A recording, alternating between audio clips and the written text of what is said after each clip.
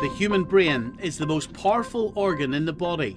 It controls our movement, our senses, our thoughts. It makes us who we are. Yet for some of us, it cannot control what we eat. You have the notion that fat is bad. Yes, fat is bad. Your brain is about 65% fat.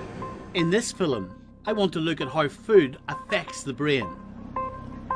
If you want your brain to function well, you've got to be feeding it with the right stuff. What happens in our brain when we eat certain types of food? And why can some of us not stop eating? That's a wake-up call. Yeah. No? I think so. I don't think 350 is too bad. You got people walking around here 400, 500 pounds. Are scientists really planning to use poo to combat obesity? They even have poo pills now. So poo pills? Yeah. Where poo you pills. swallow poo? You swallow poo in a capsule. I will never be swallowing poo. Ever.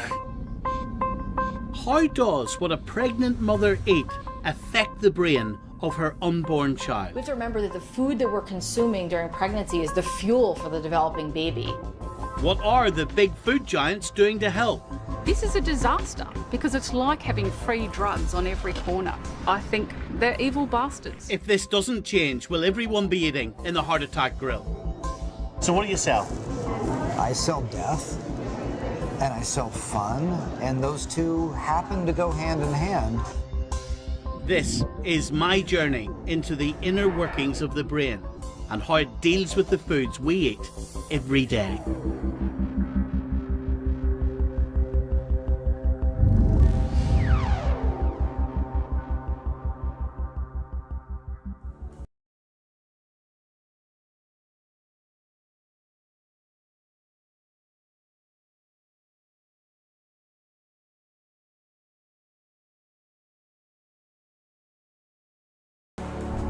I've come to America, the world leader in obesity, but also in cutting-edge scientific research, to see what's really going on in the brains of the millions of people like me.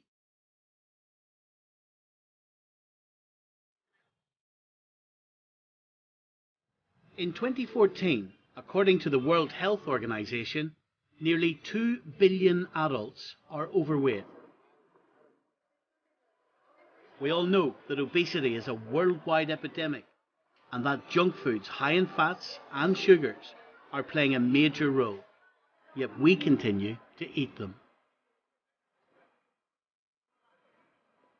I don't need anybody to tell me that I'm putting the wrong food into my body, but I'll tell you what is worrying. When you actually deeply think about the amount of sugar you're putting in your body and what that must be doing to your brain. 1, 2, 3.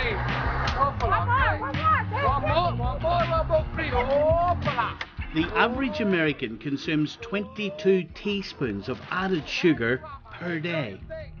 According to the World Health Organization, the recommended level is no more than 8 teaspoons.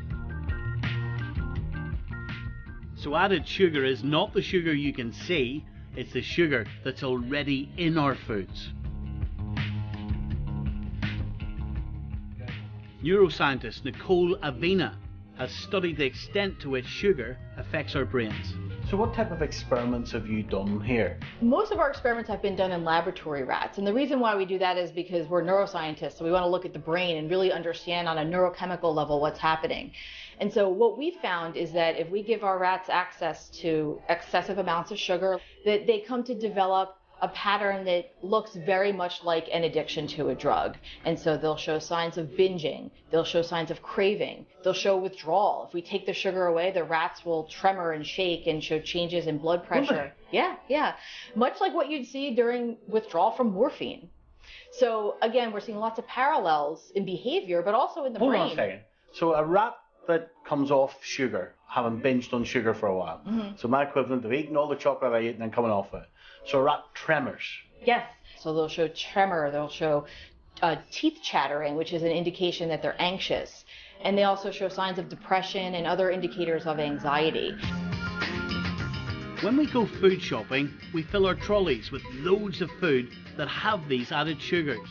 Just look at the labels of many of the foods in your fridge. You'll see ingredients like glucose, fructose, sucrose, maltose, lactose, dextrose. These are all added sugars, and Nicole has found that they are highly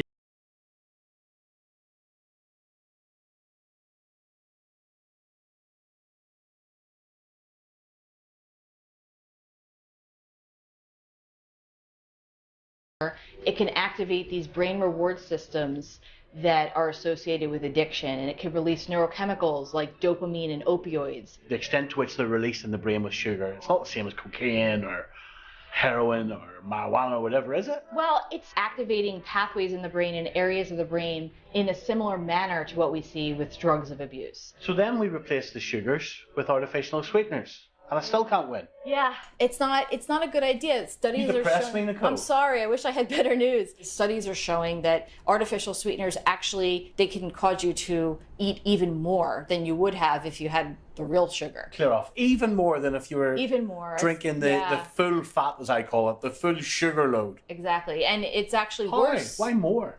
Well, we don't really know why, but we know that this is actually something that's magnified in people who are overweight or obese. We know from research that, just tasting the artificial sweetener, just our brain thinking it's real sugar or thinking it's a real sweetener is going to activate these areas of the brain that are associated with these addiction-like responses. It's scary.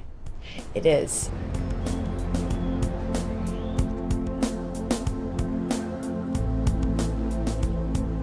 Many of you watching this are probably saying that I need my head examined. So that's exactly what I'm going to do. I've come to Philadelphia to have my brain looked at by Dr. Jennifer Nasser, one of America's leading nutritional scientists. So FNIR stands for Functional Near Infrared Spectroscopy. Jennifer's experiment will look at two parts of the prefrontal cortex of my brain. The sides that control when to stop eating, and the front that makes us want to eat more, and more, and more. What we're going to do is measure the brain activity in response to you eating. So we can, using this instrument, we can measure how much activity of oxygen your neurons in your prefrontal cortex are using as you eat. So we have a part on the side that helps us, yes, to slow us down and inhibit or control our activity. I think mine are dead. And we have a part in the middle called the medial prefrontal cortex. So that's what's telling me, keep on eating, keep on eating. Yeah. Or I like this, or I feel attached to it. If you have a big meal at a holiday and then chicken pie, and then grandma brings out your favorite dessert, and even if you're stuffed because grandma has made something for everybody. Grandma's dead, but I still eat it. Okay. Or somebody else that you're close to. Yes. Right. Where if it was somebody knocking on the door selling you cookies and you're not hungry, you might say, oh, thanks, I've got a cupboard full. I've never said that. Oh. Using cutting-edge infrared technology, Dr. Nasser is going to track my brainwaves in real time. Start on the broccoli, and if you want more, just let us know and we'll bring it over. I quite like broccoli. Good. We got a whole big serving bowl for you. So, I've got to eat broccoli, ice cream, and protein in 3-minute intervals to see how my brain responds. Look what happens after I've started eating the broccoli. My brainwaves are already telling me to stop eating.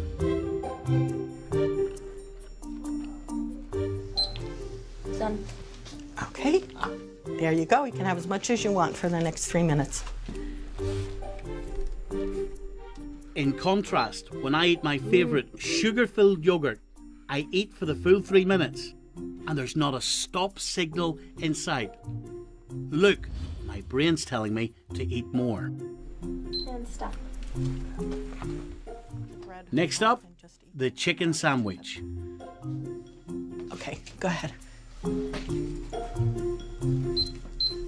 We want to give the chicken a chance to signal your brain that you've had some protein, and that takes about 15 minutes. Now, you might be thinking at home that I've already eaten a lot, so naturally I couldn't be hungry. It's not what this experiment's about. It's not about hunger. It's about how quickly the brain sends out those stop signals after eating protein. Remember, I've just eaten loads of protein and I've waited 15 minutes for it to digest. Now, will my brain act differently with more ice cream? This is like 3 minutes, and then how long you kept going. Maybe you should just bring the whole bucket in here in case. Oh, you gotta go. All right. I'll grab it.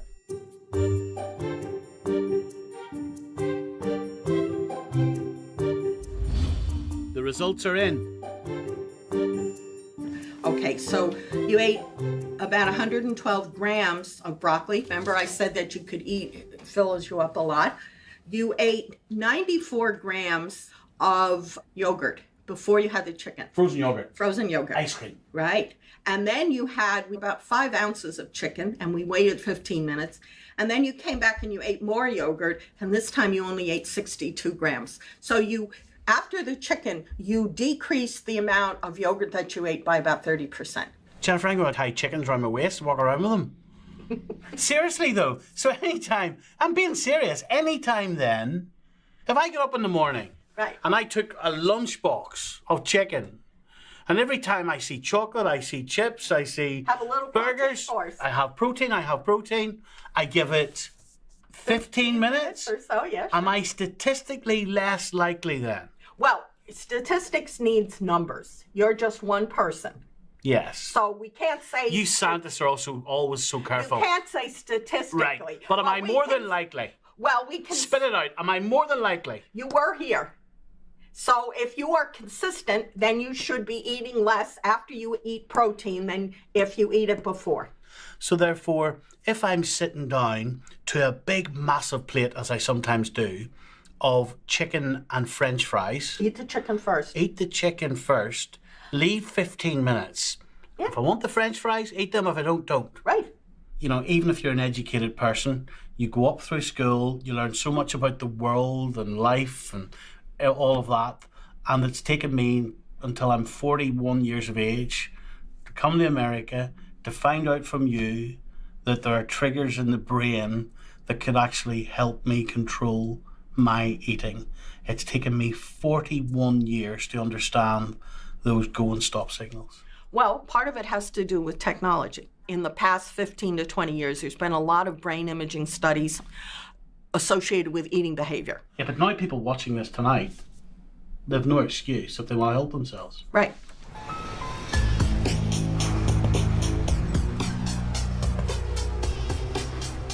Of course, I'm not only addicted to sugar, I love junk food.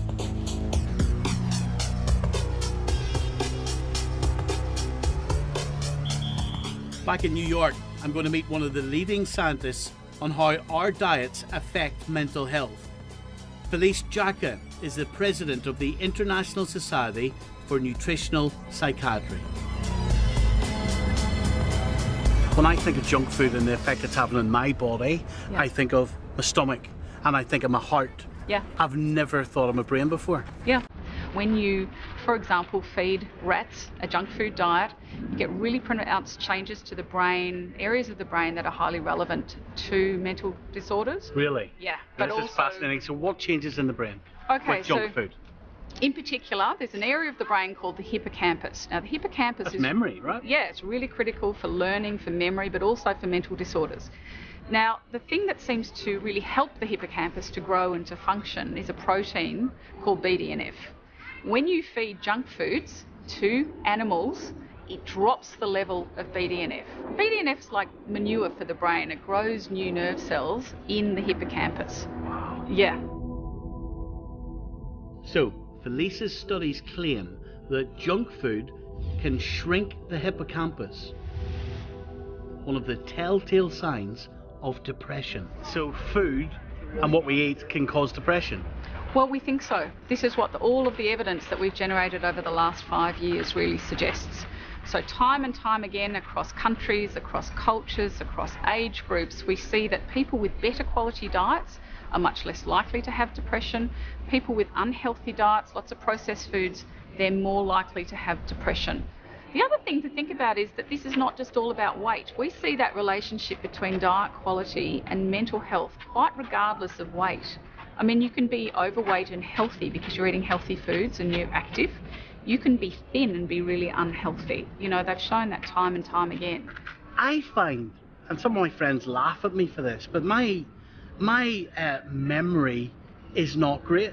Now, because of my job, I need to retain a lot of facts, and I do.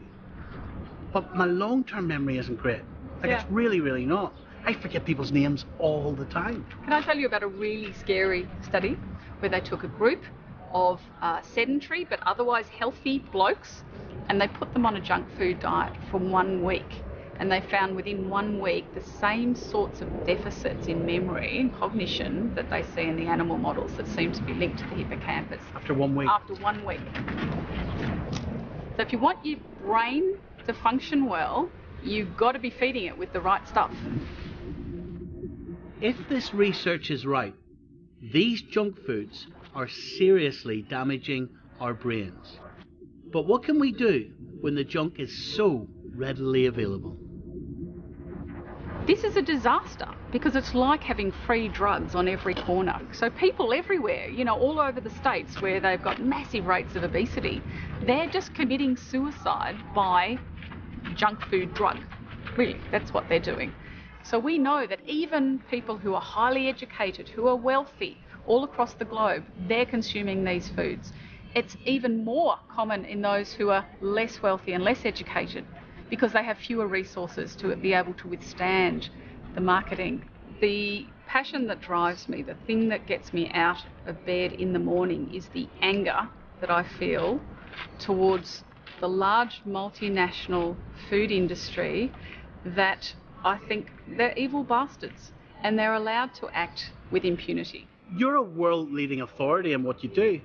To call these people evil bastards, that's strong, strong language. You sure you mean it? I really mean it, because there is no doubt that so much of the huge tidal wave of ill health that the globe is experiencing is a function of unhealthy diets and the way our diets have changed. That's not the company's fault. It's our fault for eating it. All they're doing is offering it. It's my fault. If you put a highly addictive product on every single corner and you market it heavily and you make it really, really cheap, and that seductive message all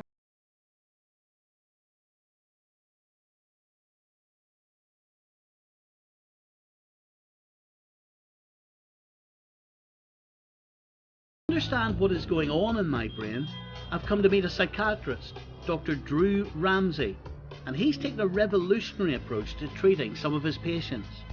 Instead of using drugs to change brain behaviour, he prescribes food. Breakfast, Stephen, tell me, what time do you wake up and then what do you eat? Wake up about 7 in the mornings. I eat absolutely nothing for breakfast. Ever. Never? Never. Coffee? Never. Don't like coffee. Tea? Don't like tea. When's the first time you eat? Most days about 2 o'clock. A couple of packets of crisps, chips in your language. Okay. Bar of chocolate. What kind of chocolate? This isn't like dark chocolate, No, white chocolate, milk chocolate, milk chocolate. Um, Or sometimes I would have a proper meal, so I would have chicken and chips, steak and chips, lasagna and chips, stew. Okay. Usually about 7, 8 o'clock at night. That's when I would have another big meal. 3-4 nights a week, burger and chips. Okay. And then 9, 10 o'clock at night. That's when I start having maybe 5 or 6 packets of crisps, chocolate. Wow. Because you see, every night, this is madness, but every night I convince myself I'm starting my diet tomorrow morning, so therefore this is my last binge. When you look at this, what do you see? What do you think's missing here? I see insanity. Well, when you write it down, it's insane. Crisps, chocolate, ice cream, fast food. You know, you said this was insane. I'm actually just going to say this is your diet, right? You're a successful guy. You know, you have some health issues, but I hate people saying I'm successful, because you can't be successful and have this. Okay. So that's a bit up here. So I don't feel successful. I feel like a failure. Yeah, but you said this is the only thing that you failed at in your life is food. Yeah, but it permeates everything then, doesn't it? I would say so.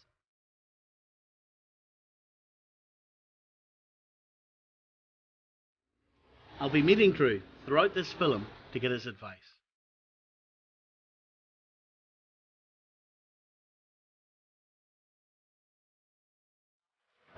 We all know that if you eat junk food, it makes you fat. I'll tell you what I've learned in New York, though. I hadn't thought about the association before between that terrible food and our mental health, how you feel inside, how your brain chemistry is actually working. I just found that really, really fascinating here. Do you know what this is doing for me? It's making me realise how screwed up I am, even at a basic level, in terms of what I'm eating every single day of my life, because I've met expert after expert, and I'm so far off. I couldn't be harming my body more. I guess we kind of can learn what to eat to dramatically improve our lives, dramatically improve our pleasure in life, and yet quite a few of you, and me, we're feeding ourselves with poison.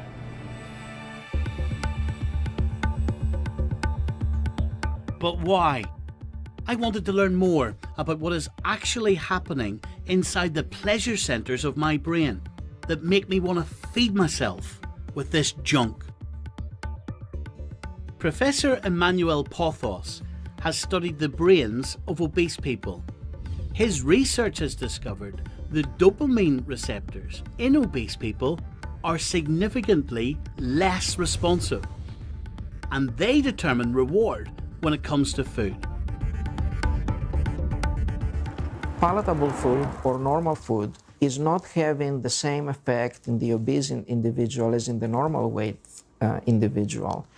The obese individual is compelled to overeat to actually get the same sensation of reward and fullness as a normal weight individual. So what percentage less release of dopamine is there? In the dopamine receptors are reduced in the range between 20 and 50%. That's actually what has been published so far. That's astonishing to me. That's astonishing. So if I'm sitting in a restaurant with someone who's normal weight, yeah, and we're both having some ice cream, and they have a small amount and they say, that feels great, that's lovely, and I'm eating more and more and more because I'm fat and I'm releasing 50% less dopamine, possibly, then of course I'm going to eat more to feel as good as the thin man. Yes, I would say that's now a reasonable explanation. It kind of like kicks into touch this notion that fat people are just simply greedy, simply lazy, simply wrecking themselves. They're set up in life to be more of a failure in terms of their diet than some other people who are lucky enough not to have less dopamine release. Correct? Everybody accepts that there is a stigma associated with obesity, right? I mean, and you can see that in every society. So I don't think we can talk about happy and lazy people exactly. We're talking people who are struggling through a very serious health problem. Here's a question. Can fat people improve their dopamine receptors? We don't have any evidence that the dopamine system really corrects itself ever. So we think this deficit is on very early in life in individuals who are predisposed to obesity. And even if the individual is not predisposed to obesity and at some point in their life they develop bad diet habits, let's say, you know, I haven't seen yet an experiment that shows that this deficit can actually be recovered. That depresses me. Well, because I've clearly got that gene and probably about 10 million of them. Yeah, if we realize right from the get-go that it's going to be a lifelong challenge, a lifelong struggle, then I think we're better prepared for it. I know all about this lifelong struggle. 5 years ago, I made a film called Dead Fat, and you should be warned, the next scene is disturbing. You are about to see the reality of obesity, close up. I witnessed the autopsy of a 30-stone woman. All the intestine is, but a lot of fat. I visited a funeral home with oversized coffins. It's noticeably wider. Yes, it is noticeably wider. And I got a glimpse into my future and the future of millions of us across the world. I don't want my heart to be smaller Okay, than so that. change your lifestyle. I did change. This was me last year. I'd lost 7 stone on an extreme diet. I felt great about myself.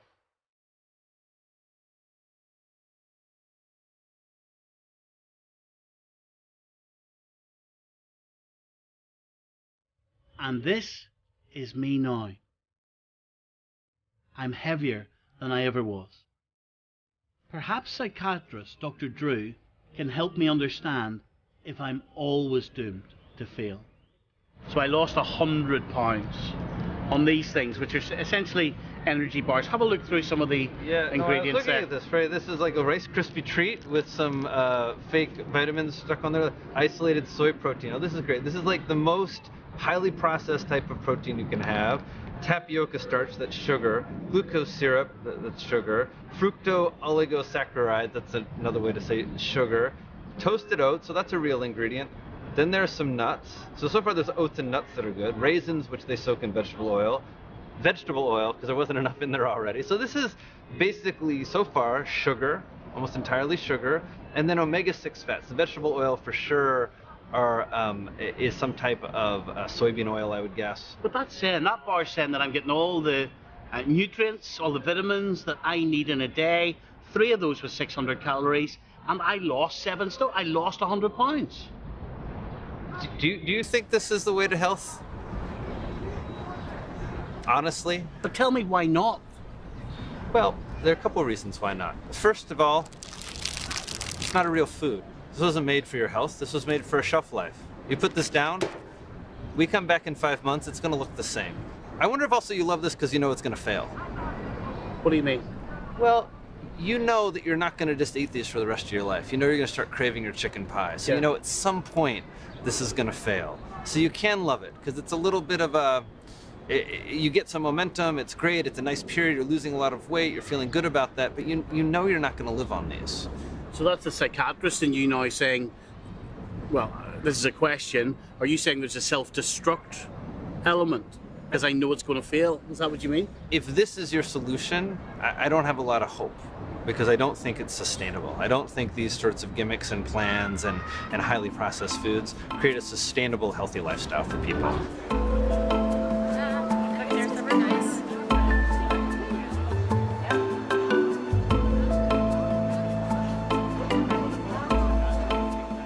Remarkably, a new science could provide people like me with hope. The latest research believes that the gut is the second brain of the body, and the bacteria, or microbiome, that live there can send signals to the brain telling us what to eat. Certain sorts of bugs like certain sorts of foods, and if one sort of bug is predominating, it might be driving you to eat that high-fat food rather than that sugary food. So from there up, it's signalling from there up to drive us to eat stuff. Yeah. But how does what's in your gut drive your weight? Because it's what you put in your mouth drives your weight. Yeah. It's really complicated. We're trying to work that out. But diet, stress, and medications such as antibiotics, they're the main things. This gut stuff is where we get this horrible fecal transplants. Yeah, that's right. Unbelievably bulk. They even have poo pills now. So poo pills? Yeah. Where you swallow poo? You swallow poo in a capsule. I will never be swallowing poo. Ever. So there's a very common and very nasty condition called C. diff, and that's basically when you've been given loads and loads of antibiotics and you've just ruined your gut microbiota. Now, a first-line treatment for that is a fecal transplant. When you take fecal matter from a healthy person, poo, you quite literally put it in a vitamizer with some saline solution and you... shove it up there. That's exactly right. And indeed, in Europe, at least one trial at the moment is underway to look at whether if you take people who are obese and you do a fecal transplant from people who are naturally lean, that it can help them to lose weight. So they're now seeing whether they can use it for weight loss. This is ridiculous. So you'd be going to your skinny friend and asking him or her for some of their poo. That's right. But you'd want to make sure that your skinny friend didn't have any nasty parasites, but also, really importantly, that your skinny friend didn't have any mental disorder, because you may well be getting their mental disorder along with their poo. They've tried these fecal transplants in mice. Yeah. What happened? So if you give basically fat poo to a mouse, you can make it get fat. If you give skinny poo to a fat mouse, you can make it get skinnier. Never have I talked so much more shit in all my life.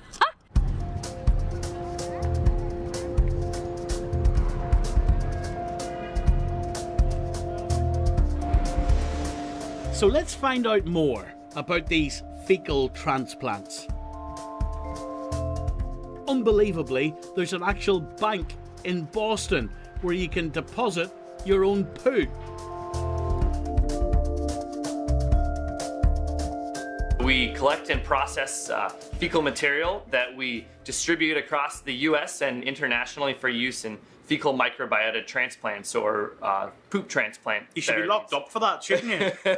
It seems a little weird, but it's collecting actually people's stools and sending them around the country. This is our high-tech stool collection kit. This sits on your toilet. Stool's going to go in here, the lid comes on, and then our donor's just going to drop this off in our lab. Each donor, when they're dropping off a sample, is going to fill out their identification, date and time of passage, and then a little bit about their health history, just so that we know that they're staying healthy. We have to have extremely healthy individuals.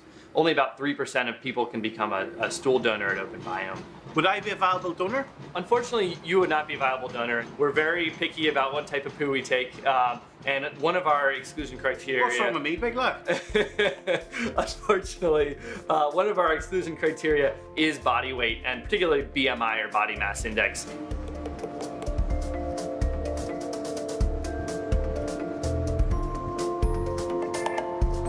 What about these poo pills? Yeah. I've been hearing about. Yeah. Actually, no, only in America.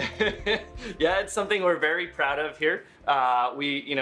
Traditionally, fecal transplants are done through a colonoscopy, so from kind of the bum up. That's a little bit unpleasant for patients, and so we spent a lot of work at Open Biome developing poo pills that essentially take the stool and encapsulate it in a capsule that you can swallow and actually passes into your digestive tract and releases the bacteria there. It sounds a little gross, but patients really prefer that to having a colonoscopy. So can you see a day that in the same way that we go into shops now and we buy chocolate or we buy vitamins, can you see a day that we'll be getting into a shop and buying shit? I don't know if we're quite going to have it over the counter, but I can imagine a day when your doctor says, hey, we might want to think about, rearranging your microbiome a little bit to improve your health. It's only the beginning of this groundbreaking treatment, but the results are impressive. In the future, we know the microbiome is linked with the digestive system, with the metabolic system, with the immune system, and even with your brain and your mood and your brain disorders. And so we're excited about the possibility that we can engineer the microbiome in the future to improve conditions, even including obesity, which is strongly linked with the microbiome. And you mentioned there that the microbiome can be linked to the brain. How? Yes. So the gut-brain axis is the way that connection is referred to. Your body, the second largest cluster of neurons in your body is in your gut. There's Say that again? The second largest cluster of neurons in your body after your brain is in your gut. Starting to make the link between gut disorders and the brain, there's been kind of a long sort of thought that things like a gut feeling, exist, and we're starting to learn that actually that might be a real scientific sort of issue. So I find the most intriguing thing you've said today, that the second biggest mass of nerve cells are here. That's right.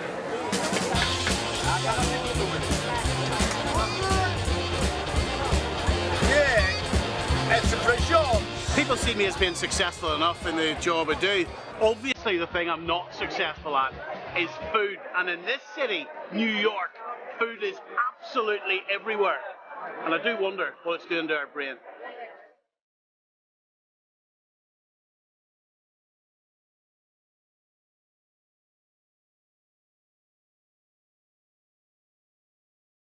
The scientific research suggests that if you're fat and addicted to junk food, your brain is programmed to eat and drink everything that is bad for us.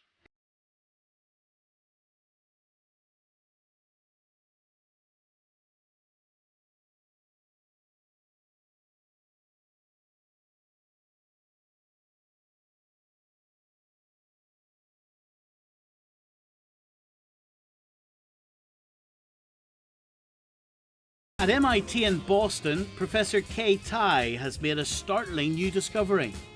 Using laboratory mice and rats, she's attached a cable that sends signals directly into the pleasure centers of their brains. So basically what we found was that when we recorded from these neurons, initially thought, oh, maybe they'll respond to sucrose, maybe they'll respond to this or that. Actually, what they responded to, not the sucrose itself, but they were responding to the learned action of seeking the sucrose. And so for me, I think the analogy is sometimes I get up and go to the refrigerator without actually eating anything, but I still do it. And it's this habit, and it's a habit associated with an action of reward seeking that I've done many, many times. You know, it's so interesting for me what you've just said, because when I was on a diet last year, I actually thought I was going mad, and I'll tell you why. Because I would go to the shops and I would get some type of pleasure out of buying the crisps, the chocolate, the pies, all of the foods that I would have eaten, but I knew I wasn't going to eat them. And I couldn't understand why I still was getting pleasure or wanted to do that.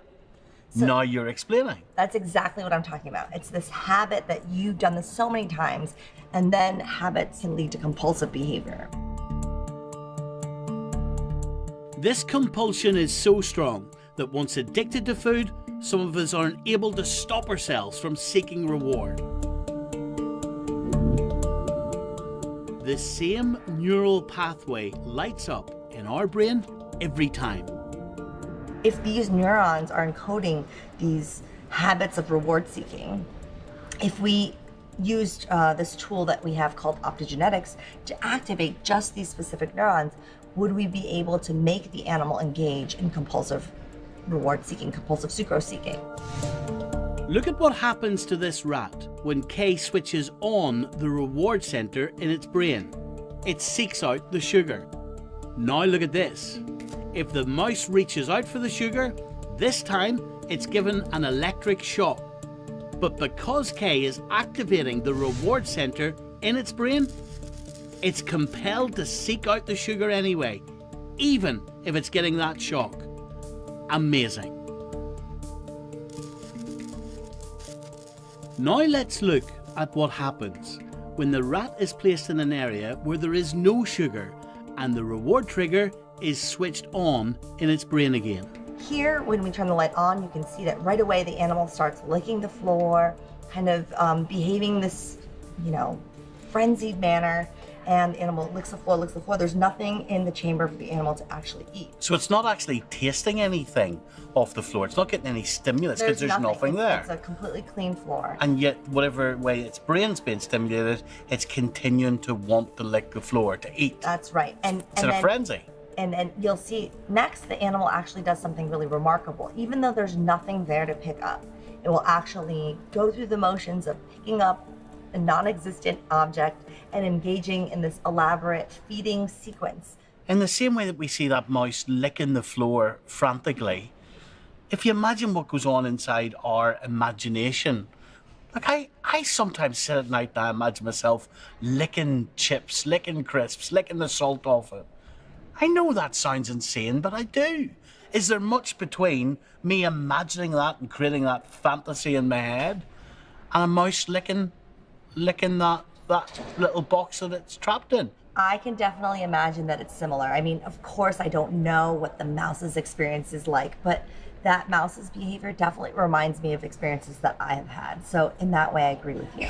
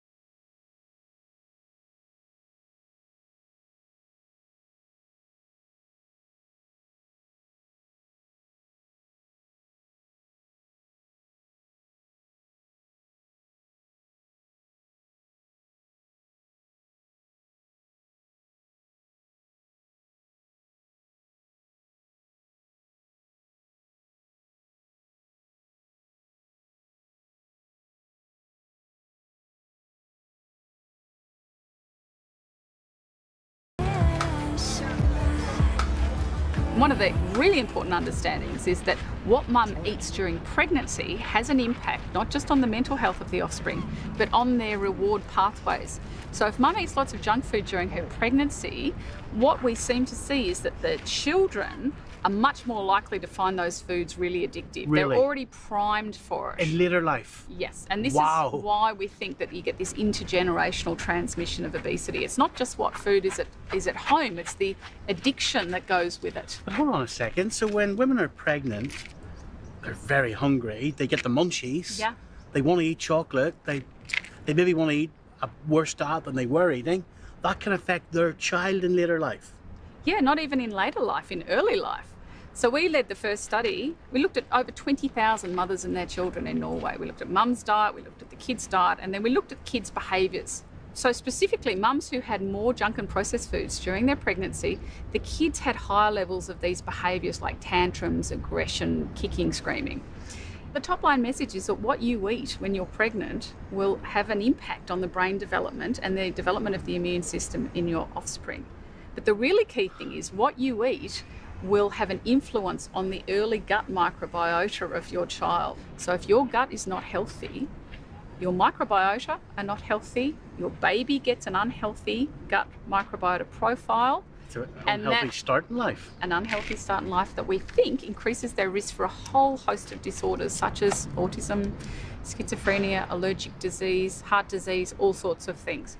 If you were to try to stop smoking to help your baby, yes, you should try to improve your diet when pregnant to help your baby. Yeah, I would say so, most definitively. I wish I'd known this when I was pregnant.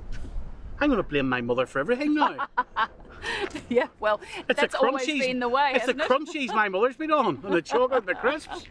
All through history, the poor mothers get the blame. But now, you know, from the animal work, we can see that mum's junk food diet, it affects the neurotransmitter systems in the brain, the reward pathways, the immune system in the offspring, all of these things that we know are related to the risk for mental health problems as well as physical.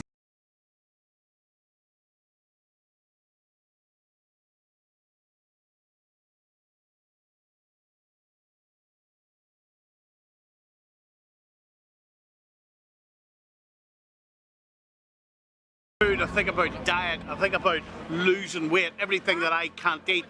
But during this film, I've met leading scientists who say food's much more complex than that it affects our mood, our memory. In fact, they've told me that it affects every cognitive function that we have.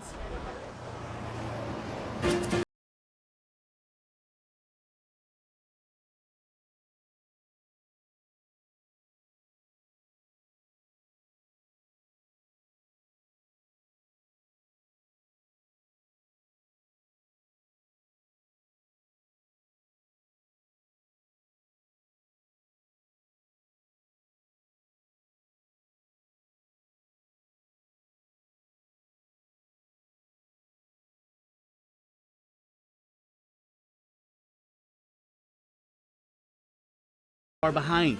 It's estimated that by 2030, almost half the male population of Ireland will be morbidly obese. Well, there's no other place on earth that has the excess of Vegas. Everywhere you look around here, it's food and vast quantities of it.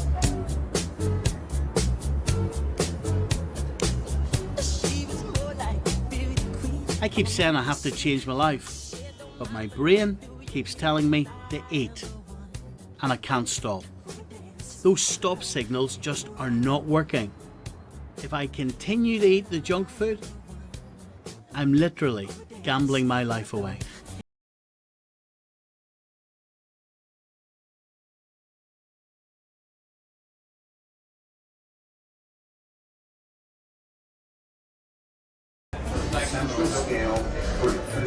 Hi, welcome to the Heart Attack Grill. Thank you very much. Get you prepped and ready for surgery. Right. Right. Will one of these fit me? Yeah, you got it. I doubt there's a food company that would admit to their role in this obesity epidemic. But here in Las Vegas, at the Heart Attack Grill, you can eat for free if you weigh in at more than 25 stone.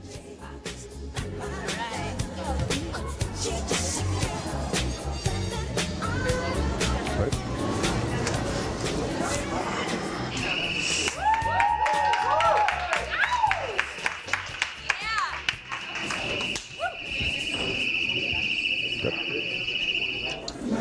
So Donovan, what did you come in at? I came in at 362, I believe. And it's like, because I'm a big guy, right? So we can probably talk to each other candidly. You're high-fiving that nurse, right? Because you're really fat. Basically, yeah. Well, it's not funny, man, is it? No, it's not funny. But I mean, it's not something everybody can say they are. Over 350 pounds, and that's the average here in America, I guess. But hey, I get to eat free. I'm not ashamed. Hey, why not? What's your vice? A lot of fried foods. Do you think you'll ever crack it? Oh yeah. It'll take that one wake-up call from a doctor, but I'll get there. That's a wake-up call. Yeah. Wow. No? I think so. I don't think 350 is too bad. You got people walking around here 400, 500 pounds in a buggy. I can still walk. I think I'm so all right. All right. Thank you, man. Thank you. Thank you. Bye. That guy's in denial. Like, you know, he's been applauded for being 360 pounds, and he says, okay, it's not that bad, I can still walk. And I'm no better than he is.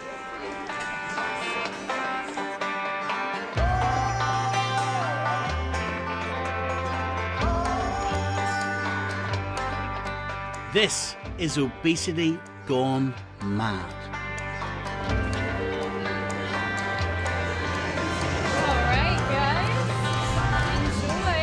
I don't find this funny. I don't find it funny either. No one comes here and follows my program and doesn't get exactly what I promise. Right on the door. What's that, a heart attack?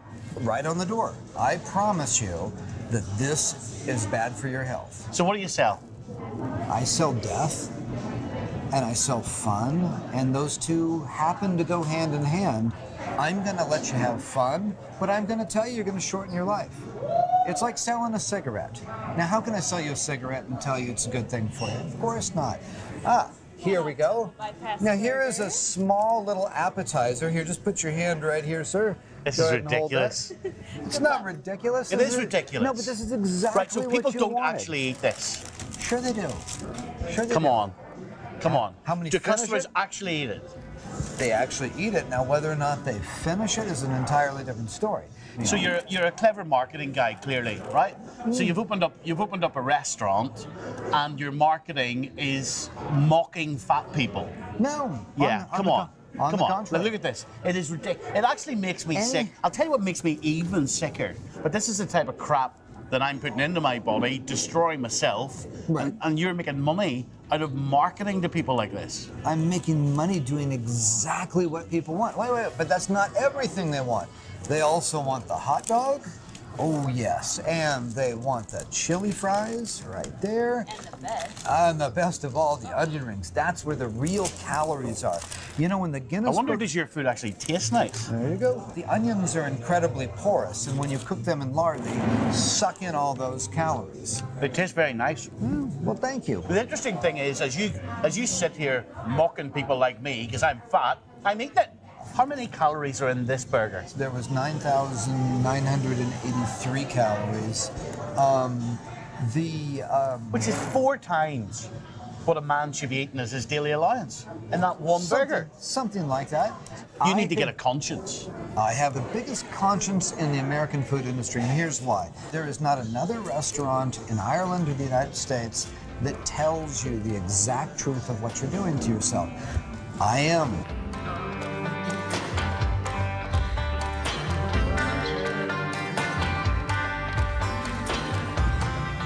Calling yourself a doctor is probably the sickest thing you've done.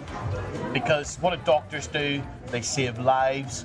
What are doctors trying to do? They're trying to reduce morbid obesity in people so that they will live longer. And you put this on as part of your sick marketing. I'll show you somebody who does think that I'm a physician. What is that? This is a very good friend of mine, the cremated remains of a gentleman who died here. Hit the floor, ambulance came in, took him out. He had a heart attack in here? Yeah. Ambulance came, took him out. There's no family to speak of, so his cremains and the rest of the things stayed here with us in the bar. There are, these men made their choice, though. It's the same way as a man goes into battle and deciding to die for his country. Yeah, but it's not funny anymore when they actually die, is it? No, it never was funny to begin with. I am telling people that they could opt to be dead if they refuse to do what we call the food Nazis dictate to them. They're advising people how to prolong their life, how to avoid type 2 diabetes, how to avoid wrecking their lives. They're not succeeding. So are you actually a good guy who's trying to get people to realize that they need to lose weight? No, not at all. Do you care about fat people? No, not a good guy in the least. As the front of the menu will say, hashtag evil doctor. That is me. Yeah, forget about the marketing. Do you actually care? Do I care? Do you care that people come in here and they're killing themselves? I can blurt out, oh yes, I care. I could try to say something that makes me look better. Primarily, first and foremost, is don't get in the way of my profit margin.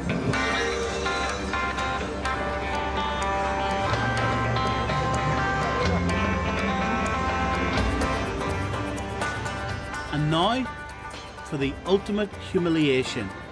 Do I qualify to eat for free, along with all the other fat people here? Close, but not quite. 324 pounds, it's embarrassing, it's humiliating, it's devastating. I'm dying. Do you know the way we've all joked about it in the past and we've kind of ho ha ha, oh, Stephen's talking about his weight again? Well, I'm dying. There you go.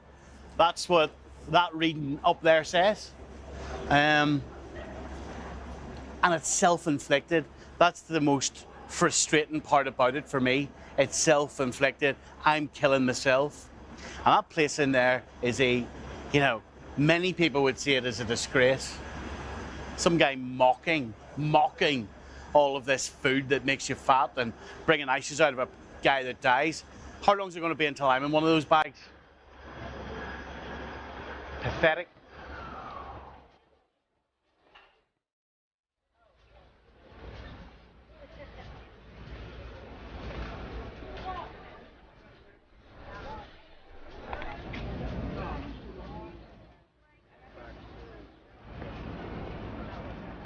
So, is there any hope? Psychiatrist Dr. Drew Ramsey certainly thinks there is. He's arranged to meet me at his pharmacy, a farmer's market in the middle of New York City. I've had 41 years now of sugar gives me a hit, carbohydrates give me a hit, chocolate, crisps. Well, you just said three things that are the same between the two of us. Right. I love carbohydrates, right? Sugar gives me a hit. I love dark chocolate. So, and I'm also 41.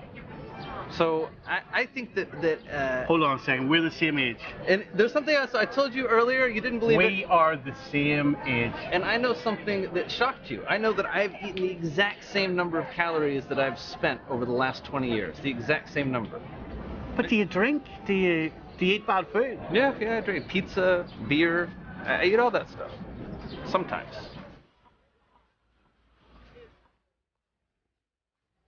Dr. Drew is going to prescribe a new diet of all the foods that I've hated my entire life.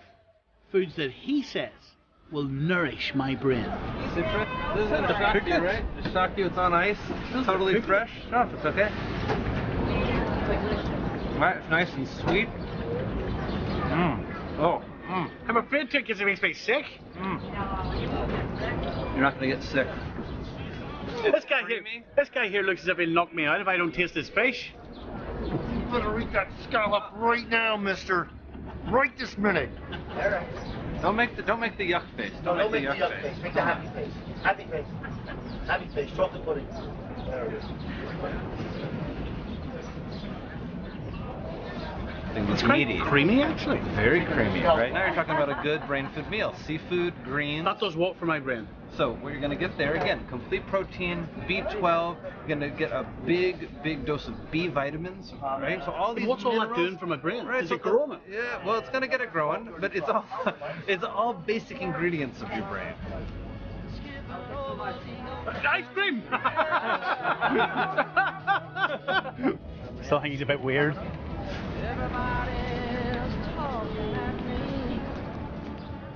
of all the brain foods in this place, Drew has a strange fascination for kale. You see, I don't even know what kale looks like. You don't know? We've got two great varietals here. So, looks like cabbage. Well, it is a cabbage family. They're all related to cabbage.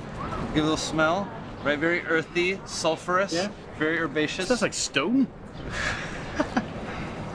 And you're a kale virgin? Yeah, I'm a kale virgin. You've never had kale before? No, I'm a total virgin. This is gonna be your. Should we have it? You ready to pop your kale cherry right now? I'm ready to pop my kale cherry. Let's just try a little. These are some little. This is a green curly kale. It's gonna taste. This is gonna be a little bitter to you probably, but I want you to just try it. We'll both try it here. Here's a little piece for you, right? And yeah, cheers. Now chew it. Complex flavor, right? Bitter, strong, rotten. So colcannon, traditional Irish dish, mashed potatoes and kale. You guys don't eat that? No. Everybody, we all over here, we think that we've been saying that kale is an ancient food eaten in ancient cultures like the Irish. That's not true? Not in Belfast. I don't know. You don't celebrate National Kale Day? Definitely not. October the 7th? There's a National Fish and Chip Day. I understand you're the author of 50 Shades of Kale. Yeah. Don't get rough, get roughage.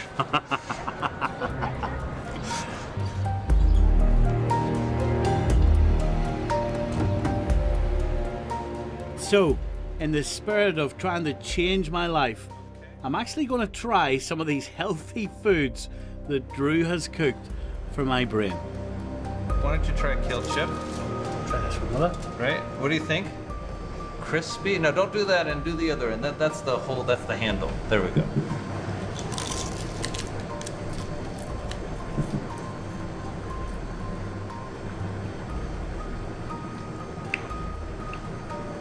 So I'm not joking you. These taste like ready salted crisps. I could kiss you. They actually taste like ready salted crisps. That's good. And you should. That's the lacinato. This is the green curly. Now they are lovely. Yeah. Good. This is just a little kale salad. Simple kale salad. This is a creamy dressing. We put some garlic scapes in there, a little olive oil, just a little bit of mayonnaise. And then I think probably for you the most important thing is there's nothing in there that's bad for your brain. Well, there's mayonnaise. Yeah, but mayonnaise is eggs and olive oil. But it is a thing you have to change. You have the notion that fat is bad. Yes, fat is bad. Your brain is about 65% fat.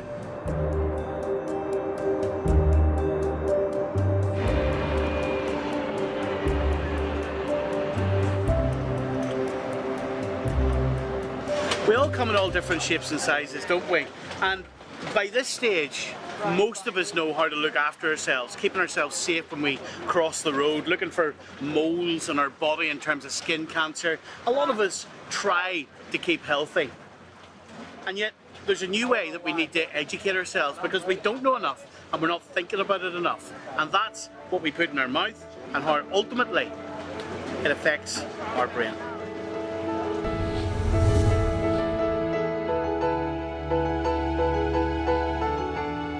Next week, True North returns for a new series as we meet a man on a mission to turn his rural B&B into a Michelin-starred fine dining restaurant. That's next Monday at 10:35 here on BBC One Northern Ireland.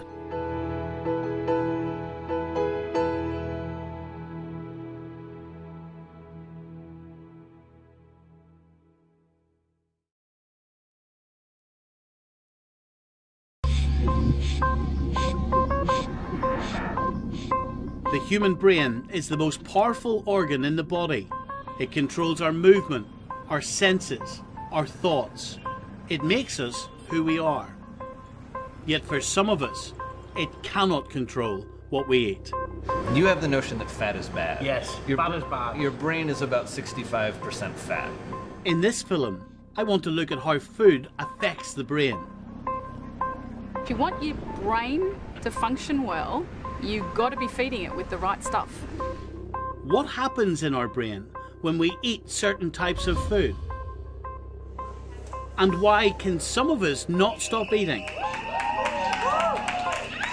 That's a wake-up call. Yeah. No? So, I don't think 350 is too bad. You got people walking around here 400, 500 pounds.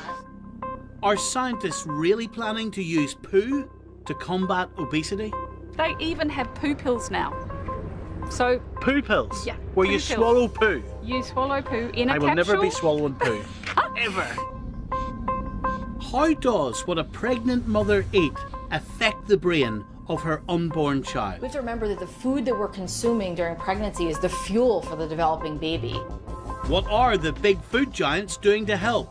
This is a disaster because it's like having free drugs on every corner. I think they're evil bastards. If this doesn't change, will everyone be eating in the Heart Attack Grill? So what do you sell? I sell death and I sell fun, and those two happen to go hand in hand. This is my journey into the inner workings of the brain and how it deals with the foods we eat every day.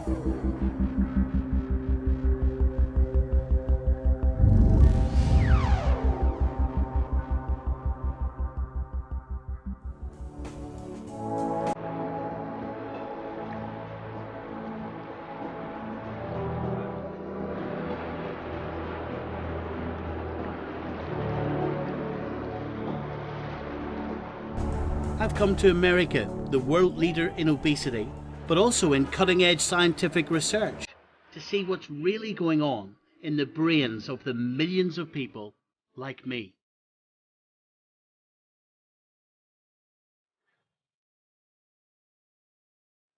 In 2014, according to the World Health Organization, nearly 2 billion adults are overweight.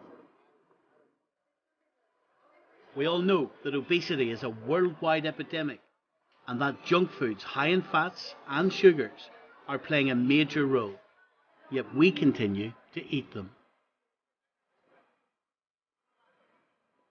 I don't need anybody to tell me that I'm putting the wrong food into my body, but I'll tell you what is worrying.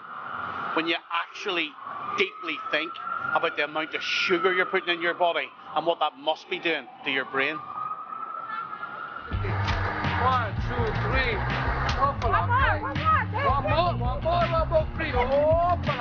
The average American consumes 22 teaspoons of added sugar per day. According to the World Health Organization, the recommended level is no more than 8 teaspoons. So added sugar is not the sugar you can see, it's the sugar that's already in our foods. Neuroscientist Nicole Avena has studied the extent to which sugar affects our brains. So what type of experiments have you done here? Most of our experiments have been done in laboratory rats, and the reason why we do that is because we're neuroscientists, so we want to look at the brain and really understand on a neurochemical level what's happening. And so what we found is that if we give our rats access to excessive amounts of sugar, that they come to develop a pattern that looks very much like an addiction to a drug. And so they'll show signs of binging, they'll show signs of craving, they'll show withdrawal. If we take the sugar away, the rats will tremor and shake and show changes in blood pressure. Yeah. Much like what you'd see during withdrawal from morphine. So again, we're seeing lots of parallels in behavior, but also in the brain. Hold on a second. So a rat that comes off sugar, having binged on sugar for a while. So my equivalent of eating all the chocolate I ate and then coming off it. So a rat tremors. Yes. So they'll show tremor, they'll show teeth chattering, which is an indication that they're anxious. And they also show signs of depression and other indicators of anxiety. When we go food shopping, we fill our trolleys with loads of food that have these added sugars. Just look at the labels of many of the foods in your fridge. You'll see ingredients like glucose, fructose, sucrose, maltose, lactose, dextrose. These are all added sugars, and Nicole has found that they are highly addictive.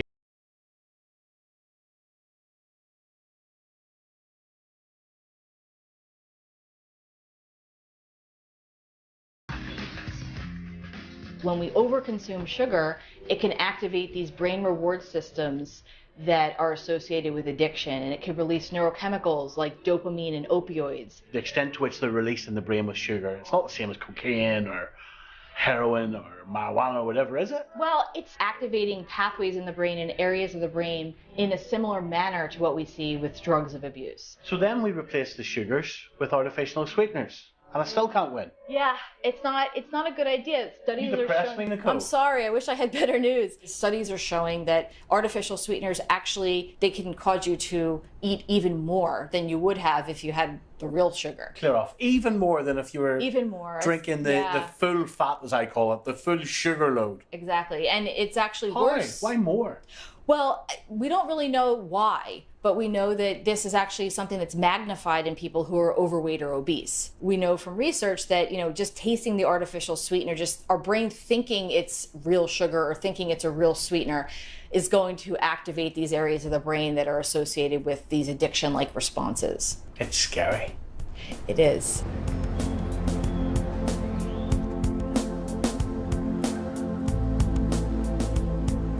Many of you watching this are probably saying that I need my head examined. So that's exactly what I'm going to do. I've come to Philadelphia to have